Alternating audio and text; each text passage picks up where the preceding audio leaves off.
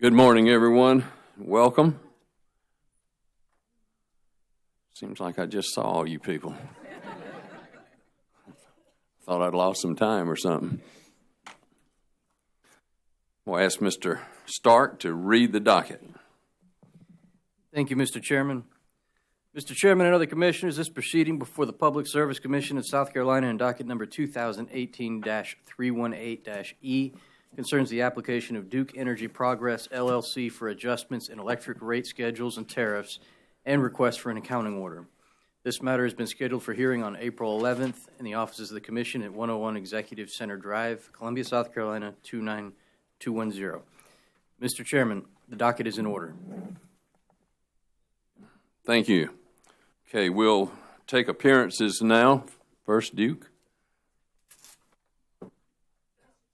And let's make sure we get to a microphone, everybody.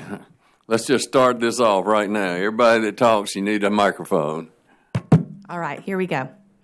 Mr. Chairman, members of the Commission, good morning. My name is Heather Shirley Smith. I'm representing Duke Energy Progress, along with our in-house counsel, Kamal Robinson and John Burnett. We are also assisted by outside counsel Frank Ellerby, Brandon Marzo, and Lynn Anthony. Thank you. Thank you. Office of Regulatory Staff. Good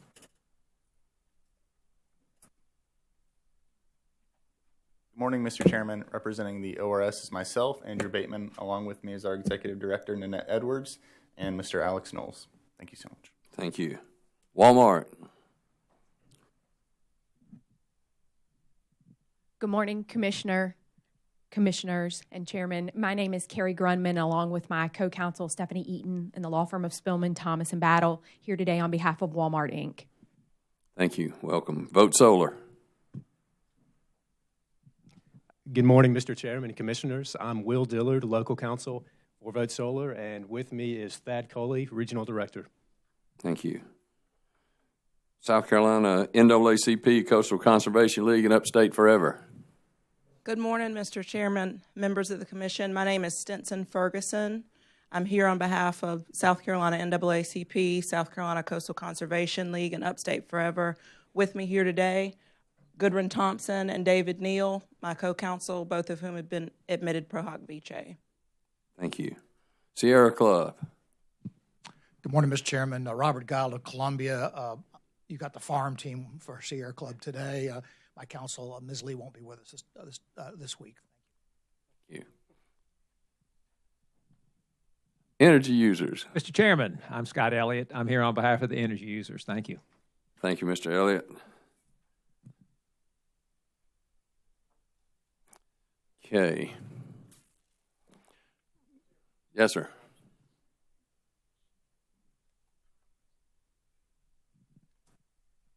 Mr. Chairman, members of the Commission, Yes, sir. Rob Smith, I represent Nucor Steel along with Mike Lavanga. Great. Thank you, Mr. Smith.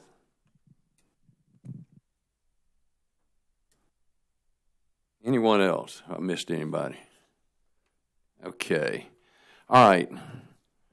I know we've agreed on some opening statements, anything preliminary that we need to do before we get rolling here.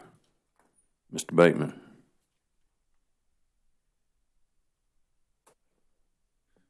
Mr. Chairman, regarding preliminary matters, if this is the right time, ORS would like to preserve its objection for appeal as well as make its objection to the introduction of testimony in addition to the pre-filed testimony of witness Bateman.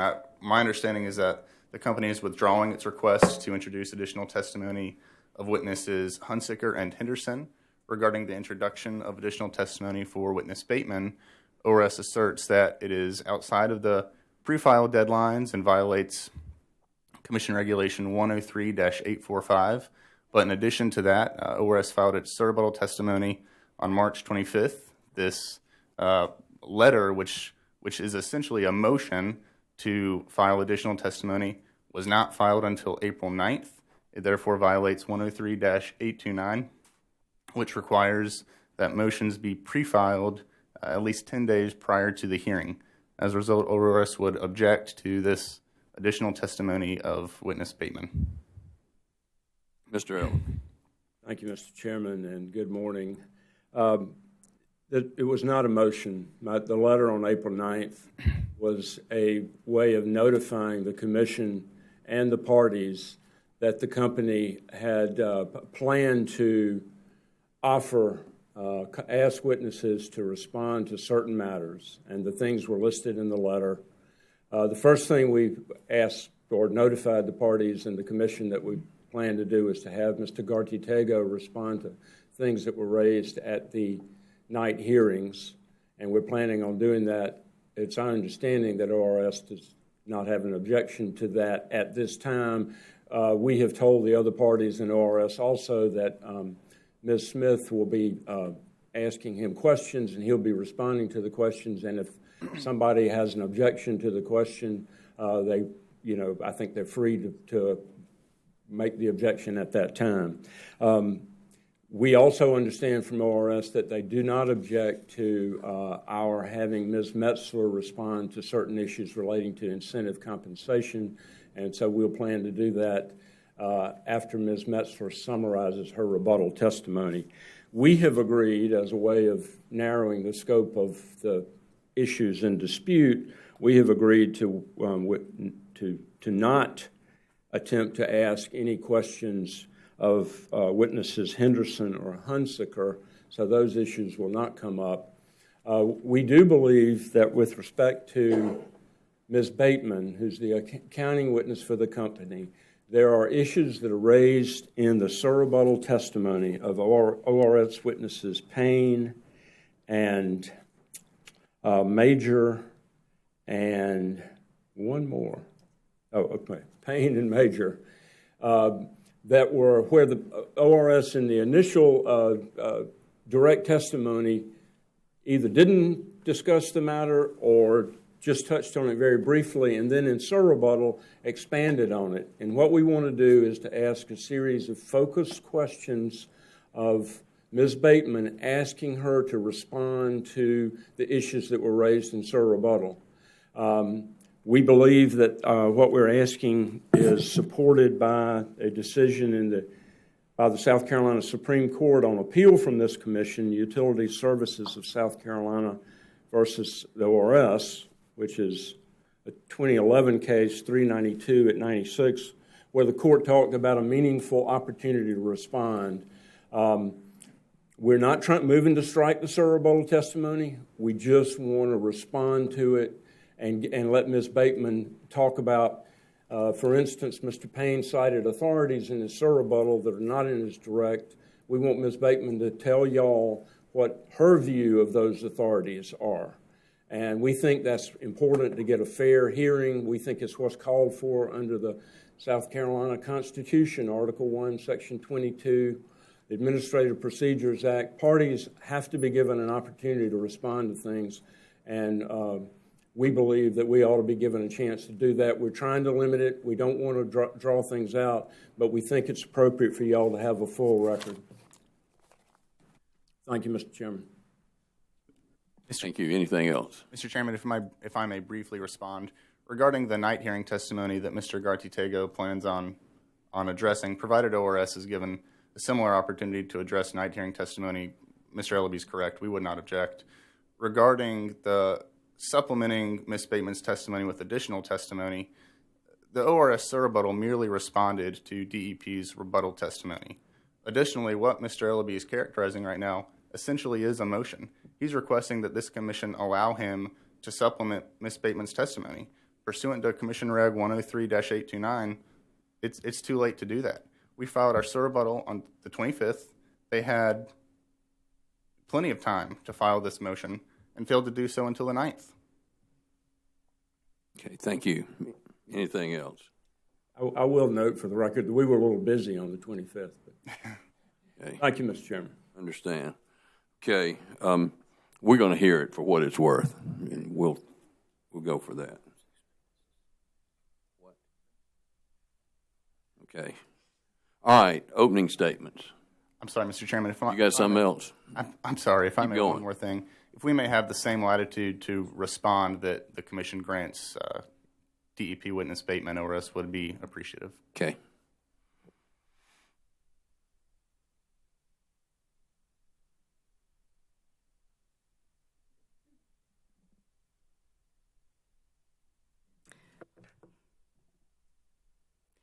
Good morning. May it please the Commission, we have our opening statement. We will be brief. Hearing Officer Stark has cautioned us on brevity. We're here today to support our request filed with the Commission on November 8th. Since first filing notice in this case, we have provided thousands of pages of documents and spreadsheets and filings and discovery. The past few years have been a difficult time for those who work with electric utility issues in South Carolina. Some of those issues have cast utilities in a bad light, and we understand that. But this is only Duke Energy Progress's second base rate case in 30 years. The company went from 1988 to 2016 without a base rate case increase in South Carolina and delayed other recovery until this case. That shows the company can do all it can to hold down costs and rates. The company has obtained deferrals in order to avoid rate increases, but the point comes when cost increases are necessary to provide reliable service and be able to attract capital. The primary elements driving our cost increases are not only generation related, but infrastructure investments, information technology investments like our new billing system, regulatory compliance costs, including but not limited to coal ash, and other cost increases as explained by our witnesses. The company has heard the concerns of customers and stakeholders, and in that vein, we've reached stipulations to create new dockets to address the future of our grid improvement plan, as well as the prepaid advantage plan. The company's modified its basic facilities charge request to shift more of the revenue request to the usage component of the rate for residential and SGS class members.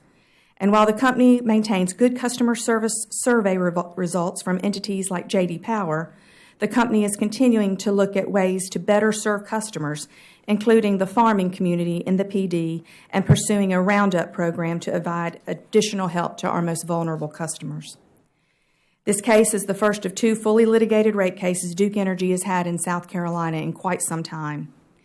In this setting, the principles of rate making merit close examination and reminders that in cost of service regulation based on rate of return, one cannot step aside from the Supreme Court requirements that stand for the premise that the company be allowed to recover its cost to serve so that it has an opportunity, through sound management and efficient operations, to earn that allowed return. For every prudently incurred cost from our operations in serving South Carolina that is not allowed recovery, the opportunity to earn that allowed return diminishes.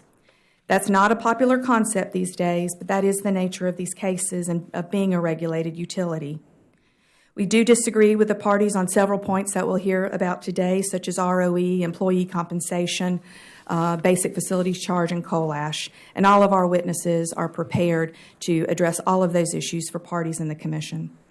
We know there's no good time for a rate increase, and that's why we constantly look at cost controls and efficiencies to keep rates lower than they would otherwise be, and why the company continues to pursue programs, EE or otherwise, to better allow customers to manage their usage. We thank the Commission for its attention and neutrality in weighing the evidence and rendering a fair decision. Our witnesses look forward to presenting our case and responding to questions. Thank you. Thank you.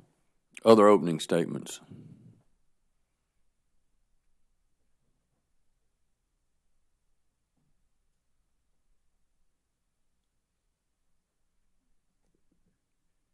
Thank you, Mr. Chairman, Commissioners. I'm David Neal, representing the South Carolina NAACP Coastal Conservation League and Upstate Forever. Now, our primary focus today is on the basic facilities charge. And Duke Energy Progress's only justification for its proposed increase to that facilities charge is the inherently flawed minimum system method. In other words, we're not here just to talk about the amount, but the way they arrived at that amount.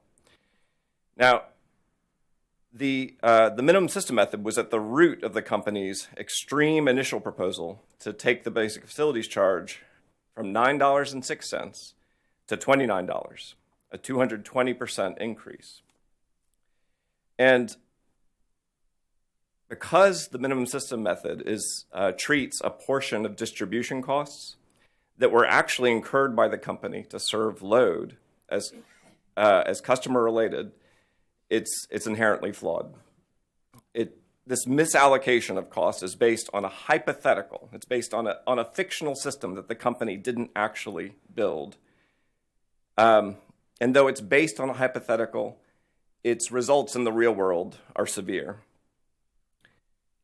It causes the resulting increases to basic facilities charges lead to low volume users subsidizing high volume users. And we know that low-income households, households headed by senior citizens, and households headed by African Americans tend to use less electricity than their counterparts. So it leads to bad results. It also sends the wrong price signal. It reduces customers' incentive to participate in the company's energy efficiency programs, and otherwise will lead to higher costs to serve customers down the road. The writing's on the wall.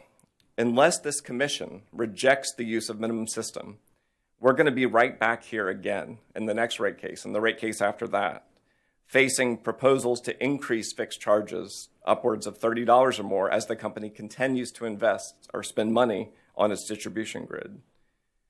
Customers, particularly vulnerable, low-income customers, cannot afford the results of the minimum system methodology, and we respectfully ask the Commission to affirm its prior rulings rejecting its use. Thank you. Thank you. Any other? Edwards. Thank you, Mr. Chairman. I think it's down to me. Good morning, and thank you for this opportunity. I will be brief. Mr. Chairman, Mr. Vice Chairman, and Commissioners, there's been several issues that have resolved, several issues not contested, but I did want to take this moment to briefly address what I consider the three key issues. These are the issues that have the largest dollar value with regard to this case, and I wanted to highlight that for you, and I'm going to do it in descending order. It was mentioned before, first, return on equity. The company, as you know, is seeking a return on equity of 10.5%. ORS has recommended 9.3%. The dollar difference in our position is $12.5 million annually. If you wanted it to break it down on a per basis dollar value, it's $105,000. The second area of disagreement is that the company, as you know, is seeking recovery for coal ash disposal and remediation. Our position is that any additional costs above and beyond what is required by South Carolina law or required by federal law should not be foisted onto South Carolina customers. This dollar value difference in our position is $11.6 million annually. The South Carolina customers had no vote in CAMA. That was a North Carolina law. We all grew up with the adage, no taxation without representation. South Carolina customers should not be held as economic hostages to the decisions of the North Carolina legislature. Third, ORS has removed 50% of the bonuses requested by the company, or $4.1 million. In representing our mission as ORS, which is, as you know, redefined, the public interest for us is representing the using consuming public, all customer classes, with reliable, high-quality utility services. We believe that these three key areas represent the largest dollar value difference between their position and our position. We do have other issues. You've heard deferrals, but these are the $3 value differences. At this time, I would like to recognize Mr. Gary Spires with the Farm Bureau. He works for Mr. Ott. I believe he's here. Would he please stand up? And I would also like to recognize Mr. David Wilson, who is also here on behalf of the Farm Bureau. We did submit a letter on this. After the night hearing testimony that we all heard in Florence and Sumter, and in particular from the agricultural community, ORS submitted a letter in support of Mr. Ott, and we wanted to provide you, using our adjustments, what would be the dollar increase to the medium general service if, in fact, you were to apply a 24.5% increase, and that's $21.38. With regard to one last item, and then I'm going to close, Thank you, gentlemen, for being here today.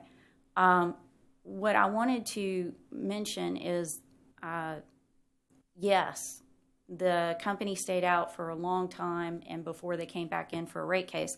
But I would remind, just because it's been a while, that last rate case had a phase-in. So when you look at it through the lens of the customer, from their point of view, they would see that last rate case might be, 2014, 2015, whatever the year is. From their point of view, that was a phased-in increase for the last Duke Energy Progress case. Thank you for this opportunity. Appreciate the time, and thank you all for hearing us out. Thank you. Okay. Any other opening statements from the parties? Briefly is always good. Mr. Chairman, that'll be my theme for the next few days. Okay, Ms. Grumman, I'm going to You're gonna hold me to remind you of that. Mr. Chairman, Mr. Vice Chairman, fellow commissioners, I wanted to be brief because I think you heard from the opening statements of both the company and from ORS that one of the big issues in this particular proceeding, and indeed the proceeding last week, is the issue of the return on equity in these proceedings.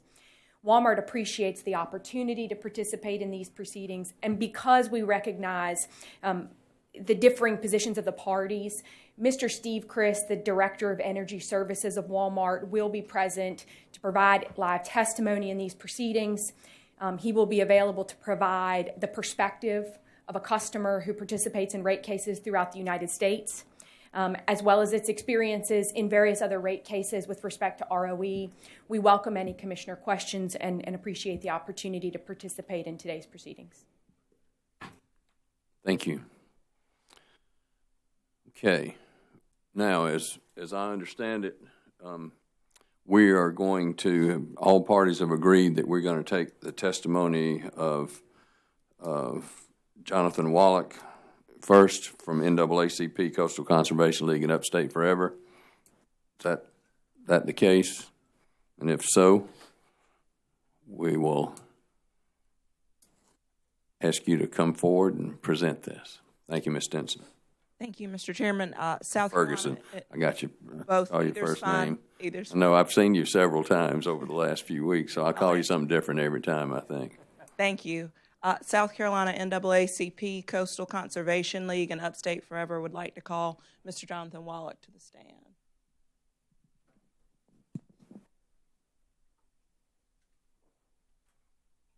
Thank you, Ms. Ferguson.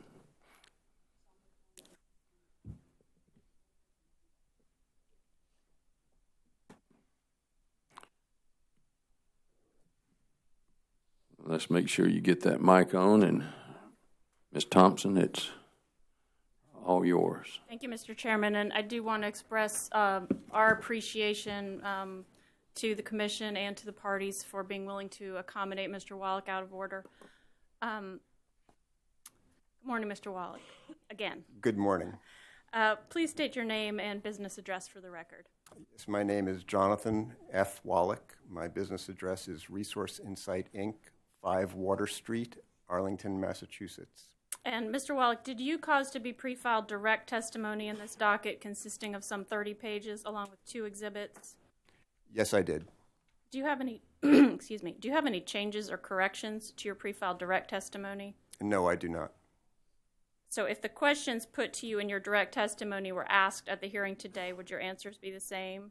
Yes, they would. And were the 2 exhibits to your direct testimony prepared by you or under your direction? Yes, they were.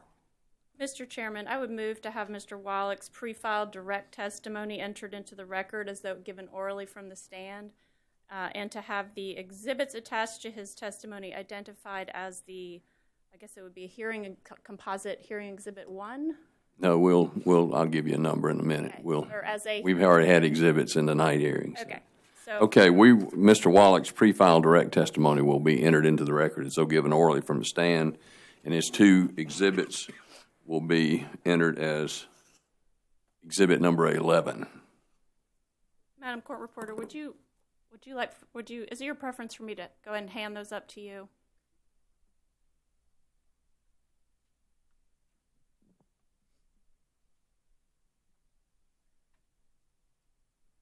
Thank you, Mr. Chairman. Mr. Wallach, did you also cause to be pre-filed surrebuttal testimony in this docket consisting of some 12 pages?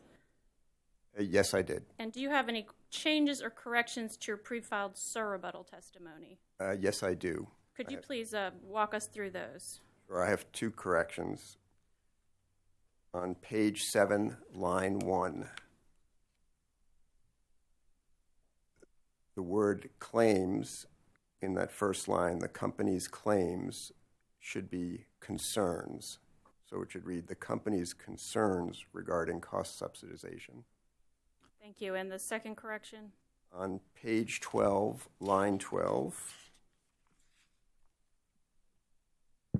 in the question itself, on page 12, line 2, in the question, it says to increase the residential BFC from $8.29 to $19.03, it should read $9.06 instead of $8.29. Okay, thank you. Now, other than those corrections, if the questions put to you in your surrebuttal testimony were asked at the hearing today, would your answers be the same? They would.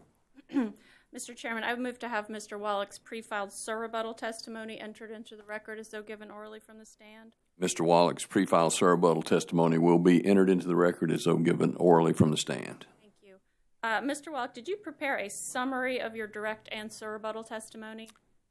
I did. Would you please present your summary to the commission at this time? I would be glad to. Mr. Chairman, Commissioners, good morning, Mr. Stark. My name is Jonathan Wallach, and I'm Vice President of Resource Insight, Inc. I have worked as a consultant to the electric power industry since 1981 and have been in my current position since 1990. And I want to thank you for the opportunity to testify before the Commission today.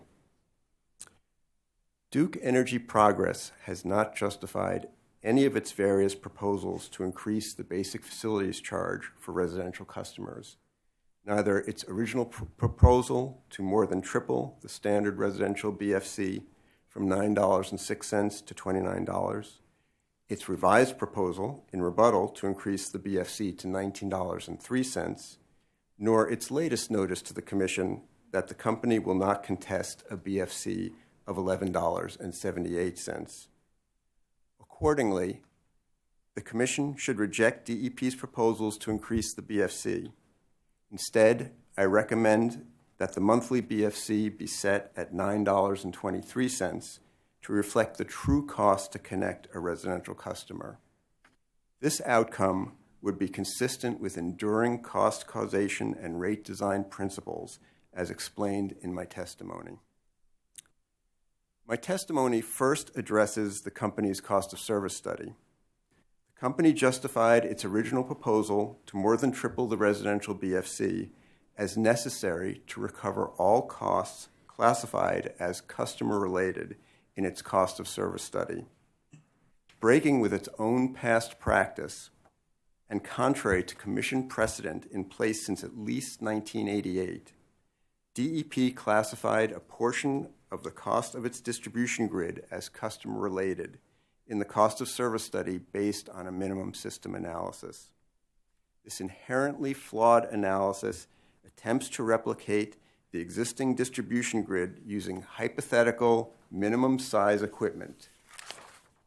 Yet, in reality, DEP did not incur a minimum amount of distribution grid costs to serve customers at zero load, and then incur additional costs to meet the total load of those customers. Instead, the company sized its distribution system and incurred the cost to build that system to serve expected load. As a result, the minimum system analysis erroneously classifies some distribution grid costs, a portion of the cost of poles, wires, conduits, and transformers, as customer-related, even though they are driven by usage. The company's cost of service study thereby overstates the amount of customer-related costs that would be appropriate for recovery through the BFC. For these reasons, the Commission should reject the company's reliance on a minimum system analysis to classify distribution grid costs as customer-related in the cost of service study. Instead, consistent with the Commission's long-standing precedent, DEP should classify all such distribution grid costs as demand-related. Only the costs incurred by DEP to connect customers to the distribution grid, that is, the cost of meters, service drops, and meter reading, billing, and other customer service expenses should be classified as customer-related. In response to a data request, DEP reran its cost of service study without the minimum system analysis, including only the costs of meters, service drops, and customer services in the calculation of customer-related costs, and excluding the costs of poles, conduits, conductors, and transformers. Based on the company's modified cost of service study and my adjustments to remove uncollectible costs and some of the cost of advanced meters, I estimate that $9.23 per residential customer per month would recover the truly customer-related costs. My testimony next addresses the BFC from a rate design perspective. Even if the results of the company's minimum system analysis were accepted for cost allocation purposes, which I do not concede, such results should not be used for rate design purposes. The company's proposal to design rates that formulaically reflect cost classifications in the cost of service study reflects a failure to recognize the different objectives of cost allocation versus rate design. The primary challenge in rate design is to reflect the costs that customers impose on the system, both to share costs fairly and to encourage economically efficient use of utility resources. The company's proposals to recover a portion of distribution grid costs through the residential BFC and in rebuttal to recover demand-related costs through a residential demand charge run contrary to these principles. Instead, rates designed in the fashion proposed by DEP would neither reflect cost causation nor provide appropriate price signals. First, by shifting recovery of usage-driven distribution grid costs from the volumetric energy rate to the fixed BFC, the company's proposal would lead to low-usage customers subsidizing the costs caused by high-usage customers in violation of cost causation principles. Thus, it would unfairly increase bills for the company's low-usage residential customers.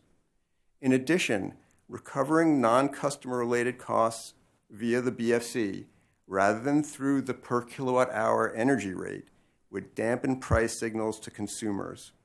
As a result, it would discourage them from taking steps to control their bills through conservation, energy efficiency, or distributed renewable generation. All of these observations remain true whether the BFC is set at any of the levels proposed by the company, $11.78, $19.03, or $29. Therefore, I continue to recommend that the residential BFC be set at $9.23, reflect the cost to connect a residential customer. This outcome would be consistent with enduring cost causation and rate design principles and would protect low-income customers from undue harm. Thank you. This concludes my summary. Thank you, Mr. Wallach. The witness is available for cross-examination. Thank you.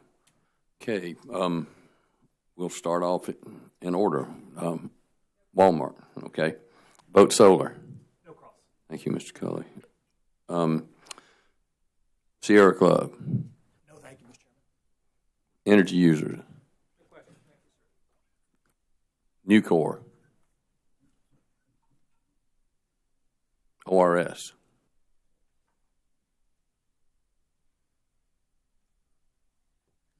Very briefly.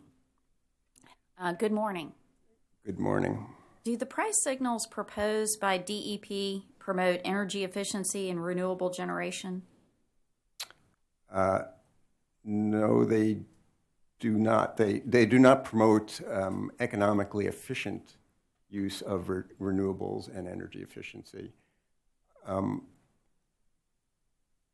rates proposed by the company will provide a price signal, but unfortunately, it's the wrong price signal because they are proposing to shift recovery of demand-related, usage-related costs from the volumetric energy rate to the fixed basic facilities charge.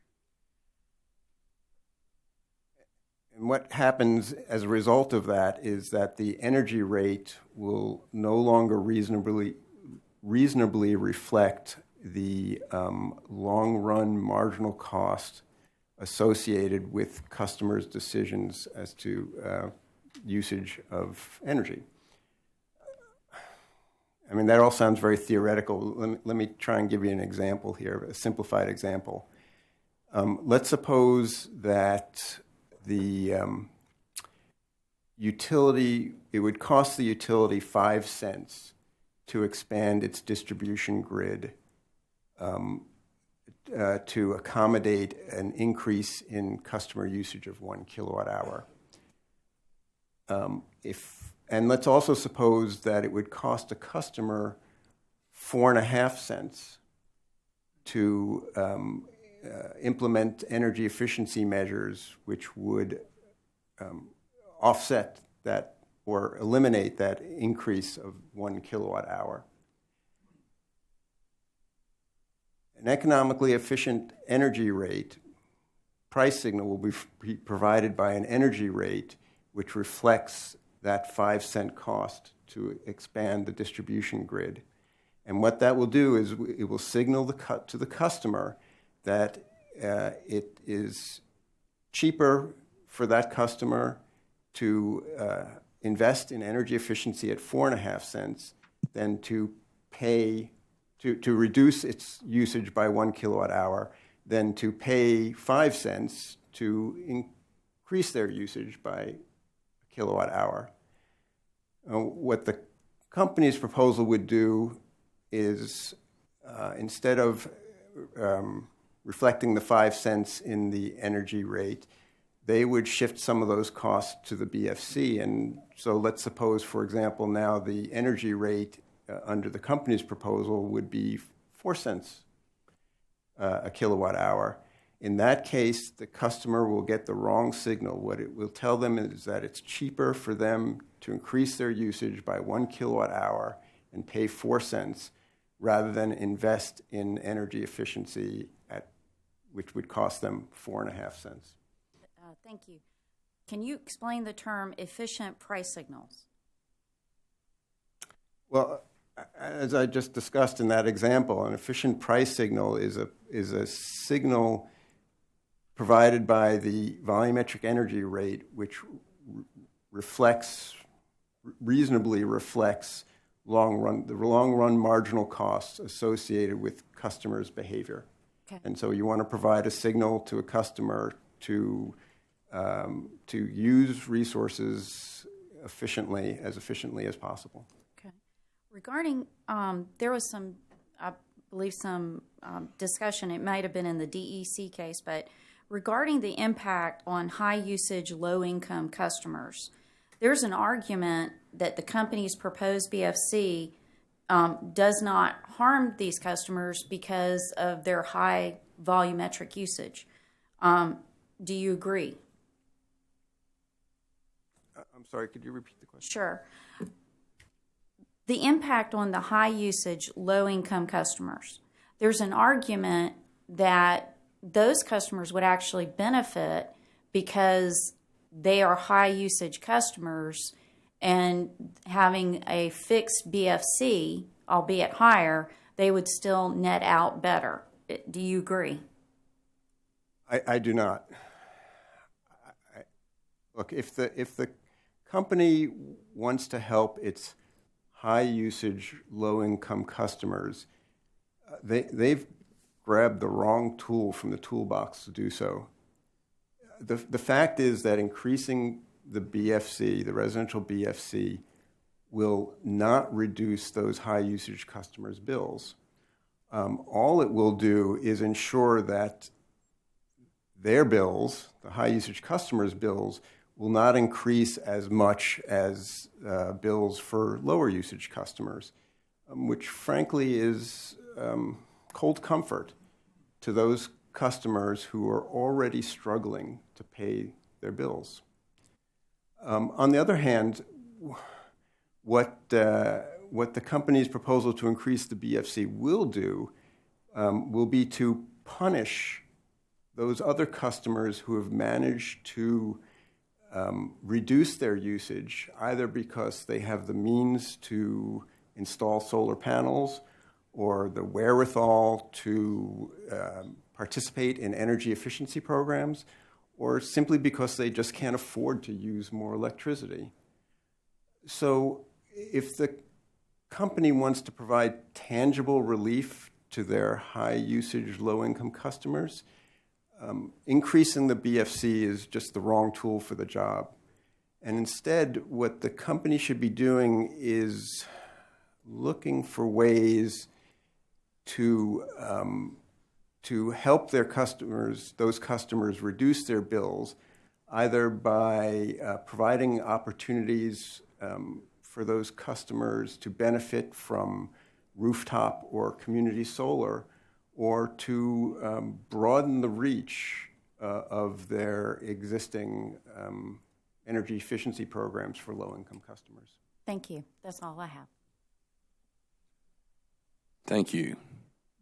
Company.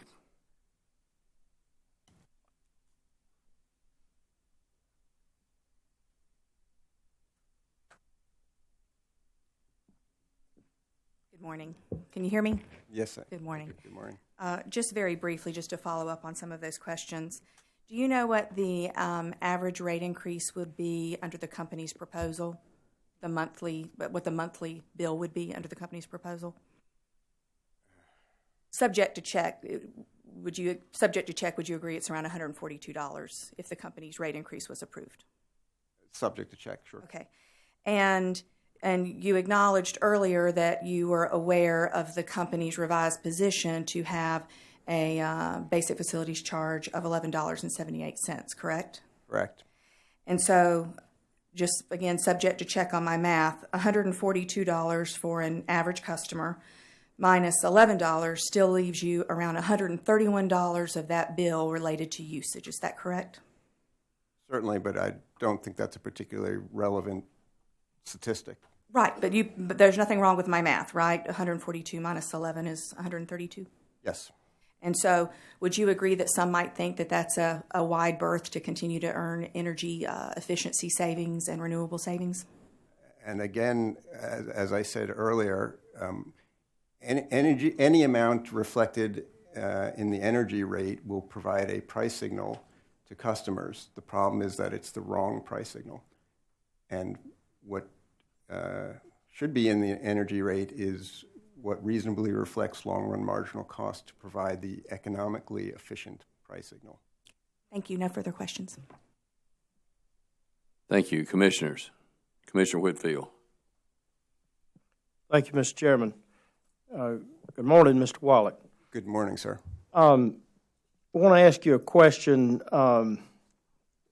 trying to stay away from asking you being speculative, but I think you cited on page 5 in your pre-filed direct testimony, and I'll give you a second to get there if you need to. Thank you. You there? I'm there. You cite the company witness Wheeler as to the company's rationale behind their proposed increase in the residential basic facilities charge. My question is, and since you, of course, cite his rationale, if the company is changing their rate design methodology from past rate cases, what motivations might the company have or have had to go with the minimum system approach as opposed to the basic customer method?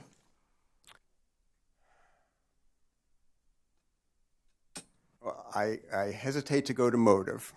Well, again, I know I'm being borderline asking you to be speculative, but you did cite in your testimony company witness Wheeler's rationale. So,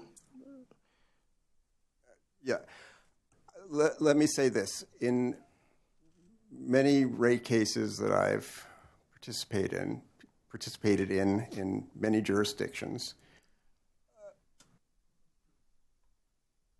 utilities have proposed using the minimum system classification method because they believe that that is consistent with cost causation for cost allocation purposes. In this case, the company is, as far as I can recall, they aren't making an argument for minimum system on the basis of cost allocation reasons. It's strictly for the purposes of recovering customer-related costs through the BFC and increasing the amount that's recovered through the BFC. Why the company chooses to do that at this time? There are a number of reasons why. I mean, they've stated a number of reasons. In particular, they claim that they have a concern about cost subsidization, intra-class cost subsidization, high usage customers subsidizing low usage customers, and I find that it's actually the opposite that holds. They've also argued that recovering all customer-related costs as classified using the minimum system analysis through the BFC provides appropriate price signals, which again I dispute and have addressed in my direct testimony and in surrebuttal. Beyond that, it could be that that the company is concerned about revenue attrition between rate cases. And they could also be concerned about the long-term rate base erosion as a result of the changing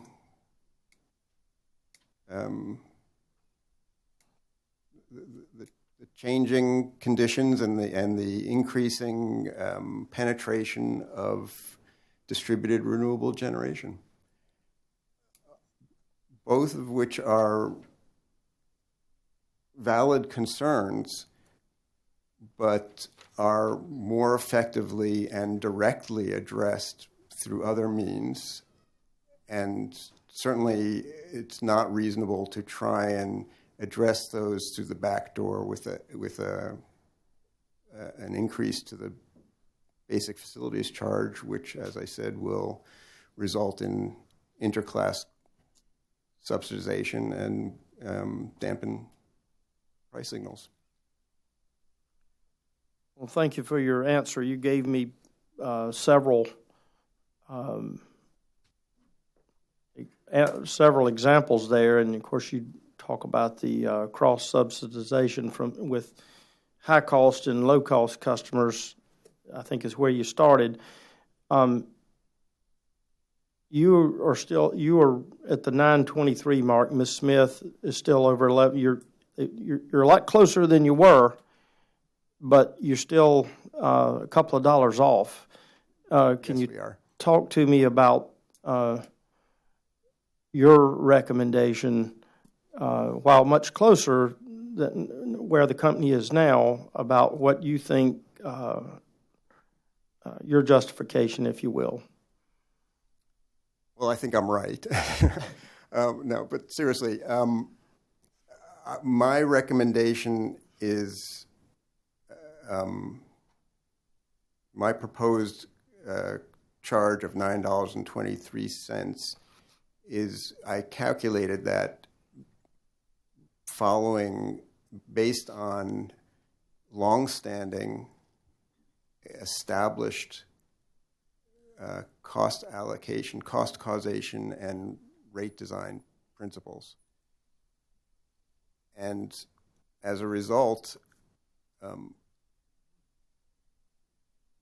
you end up with a a volumetric energy rate which more reasonably reflects long-run marginal costs and therefore provides the appropriate price signal to customers to use utility resources efficiently, and also results in those costs being shared fairly among customers within a class. Thank you, Mr. Wallach. That's all I have, Mr. Chairman. Commissioner Belser. Good morning, Mr. Wallach. How are you this morning? Good morning. Following up on Commissioner Whitfield's question, and you talk about your calculation of $9 and change. Is your calculation the actual calculation included in your materials?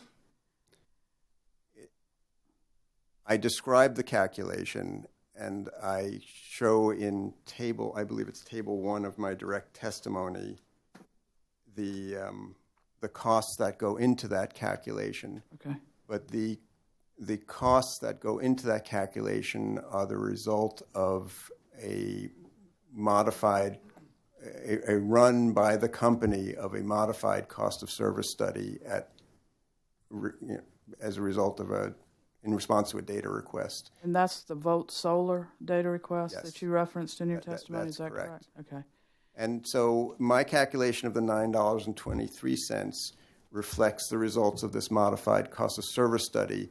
And what this modified cost of service study does is it classifies as customer-related only the costs associated with meters, service drops, and certain customer service expenses. And the reason we ask them to do that run and calculate or classify customer-related costs in that fashion is that, consistent with those enduring cost causation and rate design principles, the customer charge should reflect only those costs associated with connecting a customer who uses very little or no energy. And so the idea is that what you're reflecting is the incremental cost to connect that very small customer. All other costs incurred in addition to provide service to that customer are usage related. Okay. And should be reflected in the energy rate. Did you or did your group provide any other, did you calculate an energy usage factor of what, using your residential base facility charge, did you calculate an energy usage factor as well? Yes, we did. And in my table 2 of my direct testimony on page 25, and this is a calculation based on the company's requested revenue requirement and their proposed allocation of the requested revenue requirement to the residential class.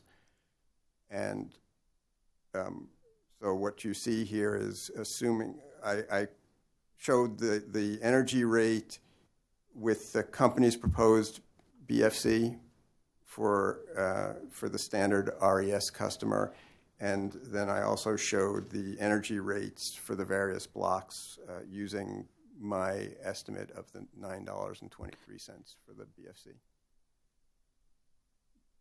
I'm just going to try to look at things very simplistically here, so bear with me. But is it, my view of your testimony is that the BFC needs to be as low as possible within the framework of regulatory principles, and you've cited Bond Bright and Alfred Kahn and some of the others. But does it boil down to that with the BFC being as low as possible, it allows people to, or customers, to control their usage and control their costs through being able to either cut off lights or not use as much electricity and control their bills a little bit better? Yes, it provides appropriate price signals to encourage economically efficient behavior on the part of customers. You say that more artfully than I do. I just know what I have to write the check for. So, okay. Thank you very much. Welcome. Appreciate you being here. Thank you. Commissioner Williams. Thank you, Mr. Chairman. Sir, I think this may be somewhat of a follow-up to Commissioner Belzer's line of questioning. I want to turn your attention to page 14 of your pre-filed direct testimony. There you discuss costs appropriately recovered through the fixed customer charge and conclude that they should be limited to, quote, cost of a meter and service drop, including plant and maintenance and meter reading, billing, and other customer service expenses. What does a utility connect the service drop to? The service drop connects the home or the apartment building to the secondary distribution grid. Okay.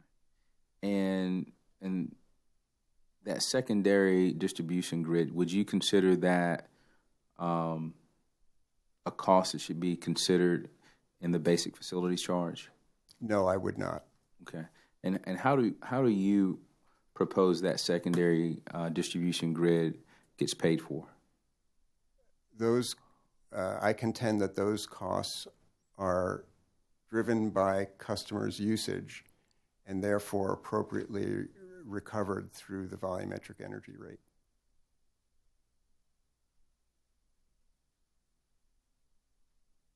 So hypothetically, under that scenario, customers would need to have a fairly consistent usage of energy. There have to be a certain level of usage in order for the company to recoup those costs. Is that correct? Well, certainly in between rate cases, so long as customer usage in the aggregate is as was expected based using billing determinants based on historic test year with adjustments for known and measurable changes, then the company will recover those usage-related, the full extent of those usage-related costs through the energy rate.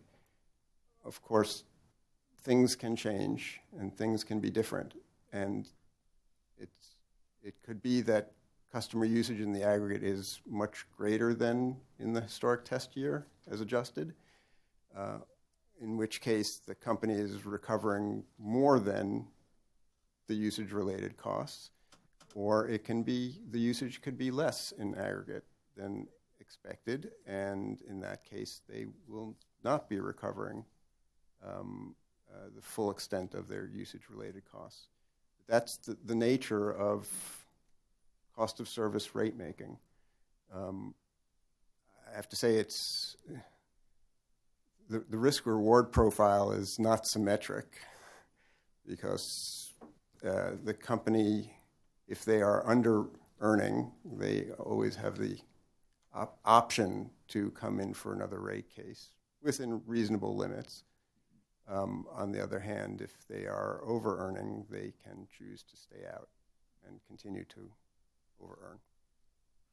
So just with continuing your analysis there, if usage goes down and the company is not able to recoup those costs, I want to make sure I'm understanding you correctly.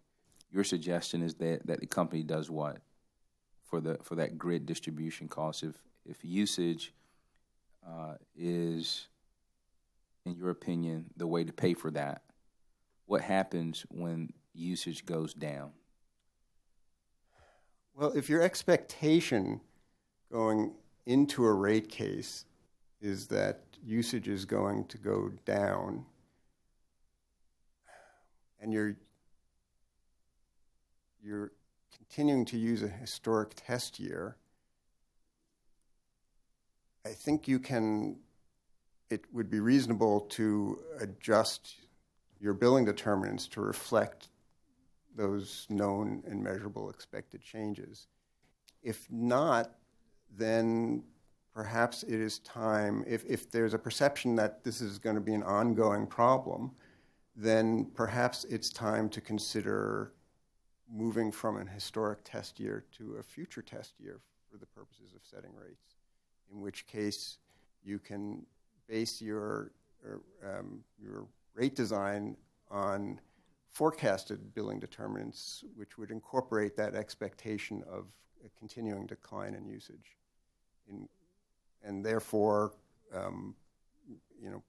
prevent or mitigate the potential for an under-recovery. Thank you, sir. Thank you. Commissioners, any other questions? Ms. Thompson, any redirect?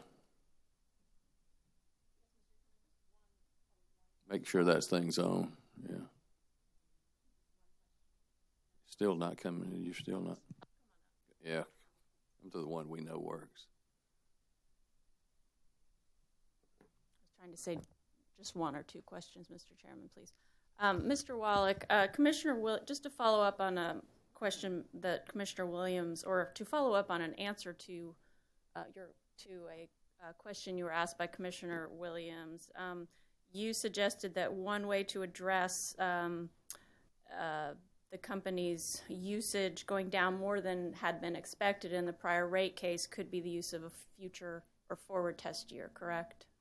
That's correct. Are there other, I think you had also characterized the use of, or increasing the basic facilities charges, kind of grabbing the wrong tool in the toolbox. Can you talk about some of the other tools for example, in the rate design toolbox that could help to extent there is a problem of revenue erosion? Could you talk about some of the other innovative rate designs that could be ways to address that? Certainly. And I want to separate the discussion between concerns about revenue attrition between rate cases versus a concern about long-term viability, financial viability. In terms of revenue attrition between rate cases, you can, besides a future test year, you can consider a lost revenues mechanism, or you can consider a full revenue decoupling mechanism. If you're talking about long-term rate base erosion, you're into a whole different problem here, and really what you're talking about is finding ways for the company to maintain its financial viability in a scenario where customers are dramatically reducing their usage and reducing their reliance on the distribution grid by installing their distributed renewable generation. And in cases like that, you might want to think about mechanisms that would allow the company to perhaps rate base investments in their customers' solar installations. How about something like, I know this is probably a different paradigm from the current regulatory paradigm, but something like performance-based rate making could be another example. It could. Okay. Thank you. Thank you, Mr. Chairman. That's all I have. Thank you. Any recross? Okay. Okay, Mr. Wallach, thank you for being here today. You may step down and be excused. Thank you, Mr. Chairman. Ms. Thompson, while we got you up here, are we going to do anything we need to get Mr. Howitt's testimony entered while we've got you? Yes, thank you, Mr. Chairman. And thank you for excusing Mr. Wallach as well. South Carolina NAACP, Coastal Conservation League, and Upstate Forever would like to move Mr. our witness, Mr. Howitt's direct and surrebuttal testimony and accompanying exhibits into the record. We've had no objections from other parties to doing that, and also Mr. Stark, the hearing officer, has informed us that the commission had no questions and that it would be acceptable to excuse Mr. Howitt from testifying at the hearing. Okay, Mr. Howitt's pre-filed direct testimony and his pre-filed surrebuttal testimony will be entered into the record as though given orally from the stand. His direct exhibits, JH 1 through 8, will be exhibit number, 12? Will be exhibit number 12. And then his surrebuttal exhibit, JH 9, will be hearing exhibit number 13. My note says we need verifications on this. Is that? Yes, thank you, Mr. Chairman. And I had spoken with Ms. Wheat about that momentarily, and she had indicated that it could be acceptable to file Mr. Howitt's verification when we have received that. So I'd asked if that would be acceptable to the commission, we would proceed that way. Certainly. And I do have copies of Mr. Howitt's exhibits to hand up to the court reporter as well. Okay, thank you. Thank you, Mr. Chairman. Okay. We're going to take a short break, and then we'll start the company's case. Just to let you know my schedule, we're going to go till about 12:30 for lunch. We'll come take an appropriate time for that, and then we will go for the afternoon, and we'll finish at about 4:30. And with that, we are adjourned for a few minutes.